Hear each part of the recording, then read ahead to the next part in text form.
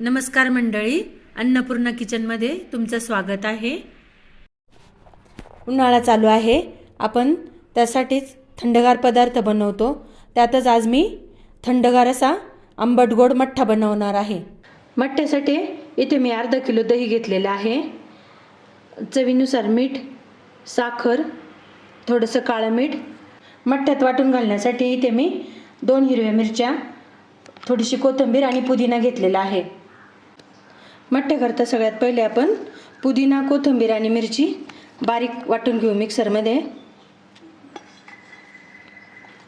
कोथिंबीर, पुदिना आणि मिरची अशी मी बारीक वाटून घेतलेली आहे। वाटताना थोडंसं मी पाणी घातलेलं आहे, म्हणजे कोथिंबीर आणि पुदिना चांगला बारीक होतो।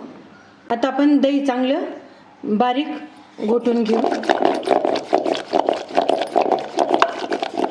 मठ्ठा करताना एकदम चांगलं प्लेन ताक घालून घ्यायचं। आता आपलं दही चांगलं घोटून झालेलं आहे, प्लेन झाले आहे चांगलं हे। आता आपण यात पाणी घालू। आपल्याला मठ्ठा किती पातळ लागतो तसं पाणी घालायचं आणि शक्यतो हे दही आणि मठ्ठा रवीनीच करायचा, मिक्सरमध्ये नाही करायचा। थोडंसं पाणी अजून घालते मी। आता ह्या ताकामध्ये हे वाटलेली कोथिंबीर आणि पुदिना घालते। ही साखर आवडीप्रमाणे कमी जास्त करायची।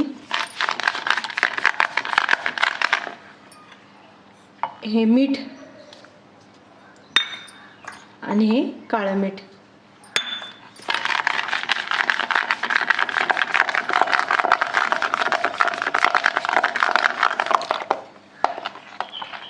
मठ्ठा असा पातळ असतो म्हणून अजून थोडंसं पाणी घालते।